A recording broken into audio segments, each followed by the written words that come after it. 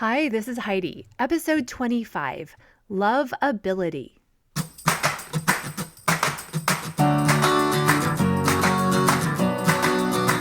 Life isn't a spectator sport. The greatest rewards come to those who show up every day with a pocket full of courage, grit, and a little sparkle.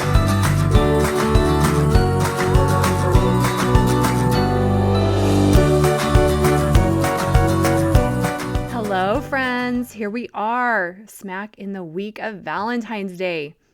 Before I get to the subject of today's podcast, I want to thank my sweet childhood friend Amaryllis, who reached out to me to tell me how much my podcasts have helped her.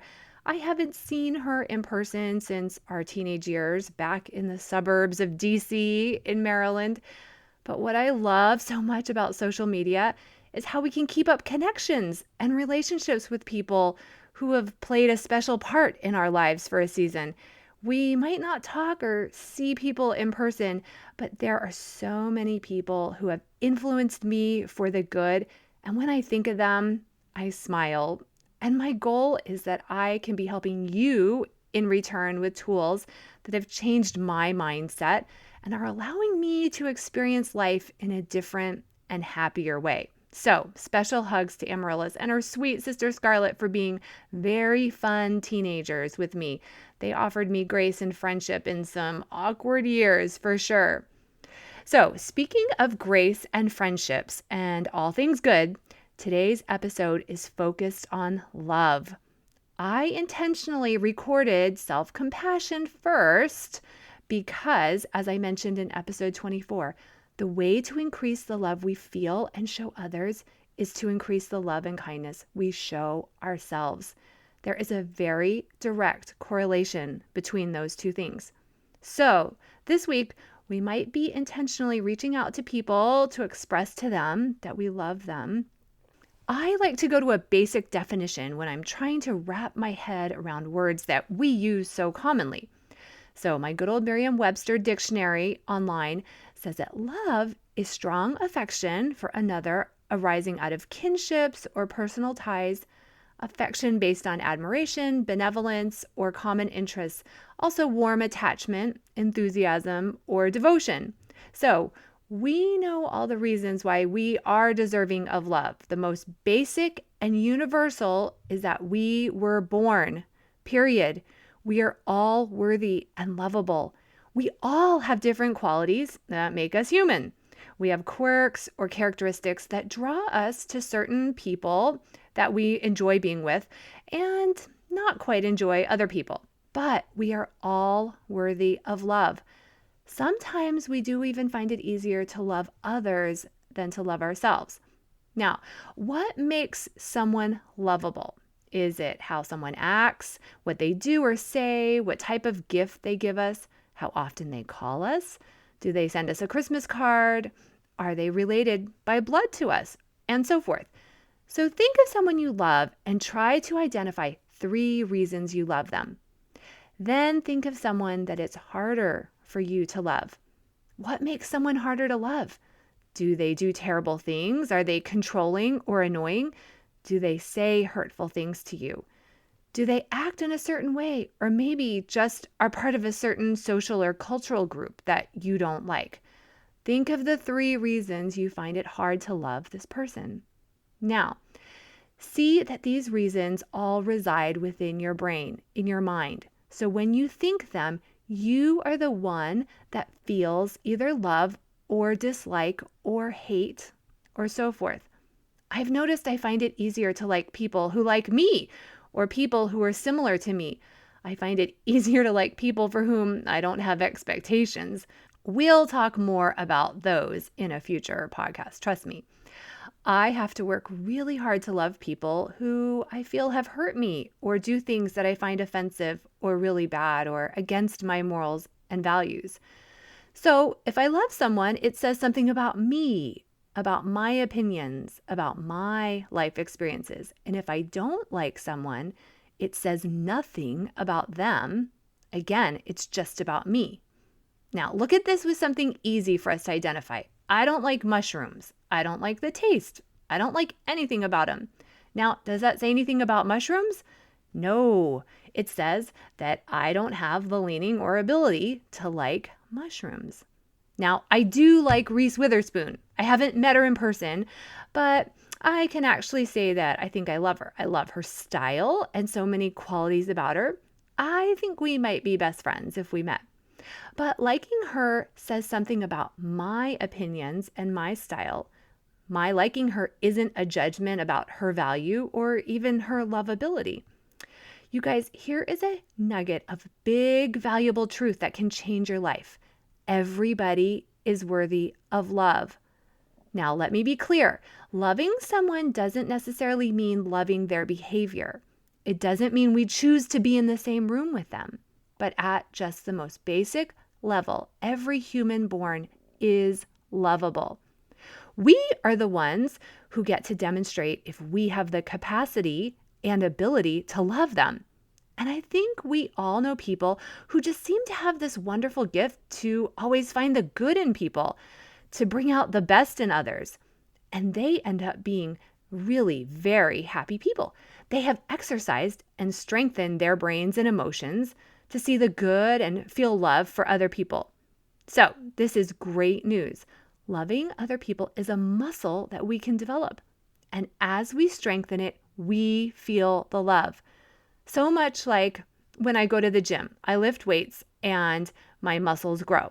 I can't go to the gym and have my husband's muscles grow. So as I work on loving other people and building those muscles, I feel more love. A nice side effect is when people do see how we act and so forth, and they might have thoughts that create either love or appreciation or gratitude for themselves. But we can't control what other people think. So our work of trying to increase loving others is primarily so we can feel something different. And almost everyone will agree that love feels so much better in our bodies as an emotion than hate or anything else. Because if we choose hate, that person doesn't feel the hate. So what this means is we can choose to love someone. No one has to do anything to earn our love. Our love isn't something they feel, just like when we forgive someone. They don't feel the forgiveness until they have thoughts about it. We feel the peace that comes from forgiveness. Okay, so think of someone that you find it difficult to love. Who is that difficult or toxic or challenging person in your life? It might be the person that you thought of a few minutes ago.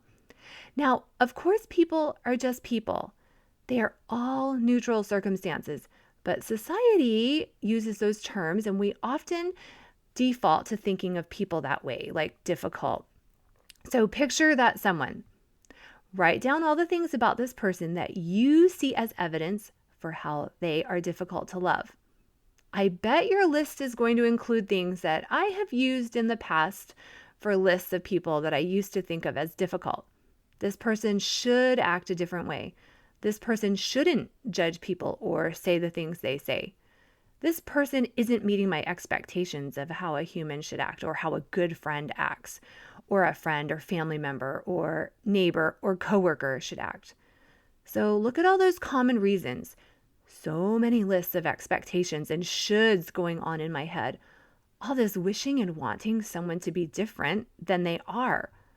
All of those thoughts are what are blocking me from feeling love or compassion for this person. All of that is me judging them. And I actually really don't like who I am or how I feel when I'm judging other people. It feels icky in my body. I frown when I'm thinking and feeling judgy or like my way is right. So not only am I judging and having a very narrow focused lens on this person, I'm also not liking myself. And often when we judge someone else, we aren't happy with that idea of our life and we're projecting it outward. Just something to think about. So we have these thoughts about this, quote, difficult person.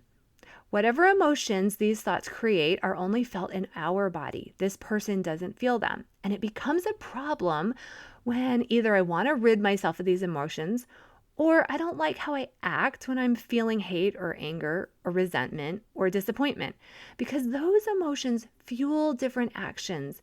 When I'm feeling them, I say different things. I have a different tone of voice. I might not want to connect with this person. I will have different body language, and my overall demeanor is different. The result is I don't like this person and I don't like me. Look at that. Like I said at the beginning, when we love ourselves, we can find the good in others and love them easier. But decreased self-compassion and self-love equals less love for others. Now, here is where people will always bring up to me an extreme situation, maybe abuse in the past or some other very, very hurtful behavior. First, what hurts us today is what we continue to think about the past and what we make it mean about our present and future life. We also do not at all have to love or accept or like that behavior. Our ability to access love for someone is our ability to see them as being human also, with flaws like us, and also to acknowledge this person is trying their best, and we don't know the challenges or life experiences that they're dealing with. This is where often I use ladder thoughts to help clients. First, just try to think, it's possible I can find one reason to love this person who hurt me. It's possible they're doing their best. It's possible there was a lot more to the story than I know. Then, when those thoughts feel real and my clients repeat them over and over and over and believe them, they then see how their mind starts finding evidence for how this person was doing their best, or how the actions or hurt weren't because of them. Then they can find one reason, even just a neutral reason, like this person didn't know how to show love, or it must have been hard to be them. And this creates compassion and understanding, which feels so much different and so much better than hate. All of these thoughts are the mental weights and exercises we do to increase our ability to love others.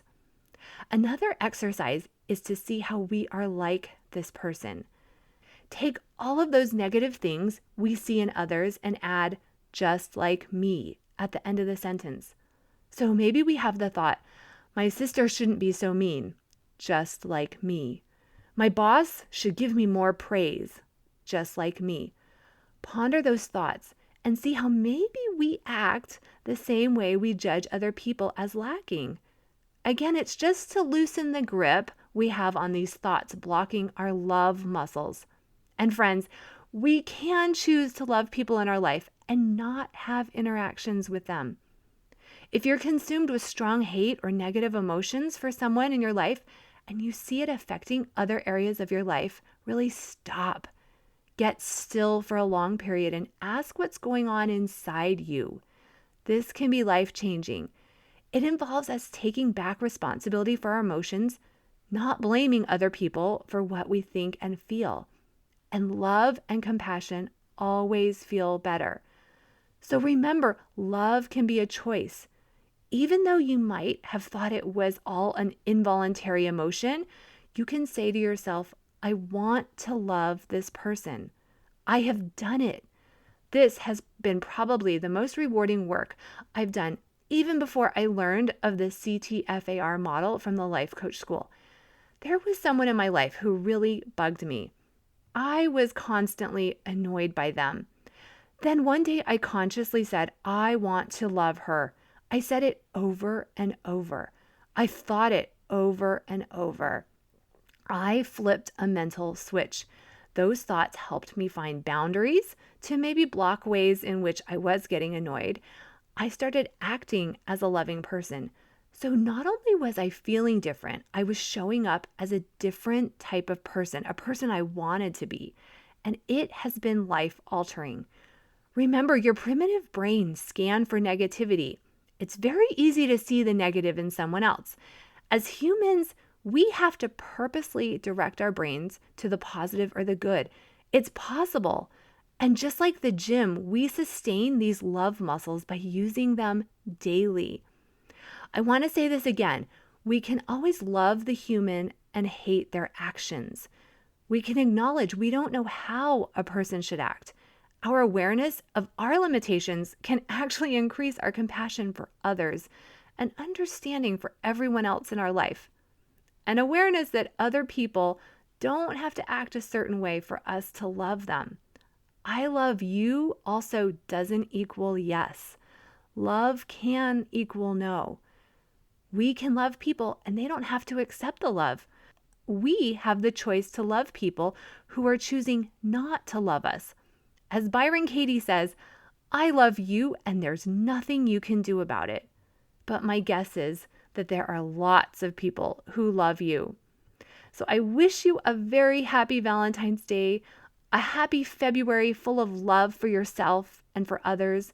Our ability to manage our emotions and show up as the best version of ourselves is truly a gift for ourselves and for those around us. Please reach out and set up a free 30-minute phone call to see how these coaching tools can help you feel more love. They can help you be happier, worry so much less. All of these are muscles, and I have the perfect thought exercises for you. My clients tell me so, and I am living proof of how it changes your life. Sign up on HeidiBenjaminSinn.com or email me at Heidi@HeidiBenjaminSinn.com. Or reach out via social media. It's worth it, you guys. Remember, love always feels best. I'll see you next week.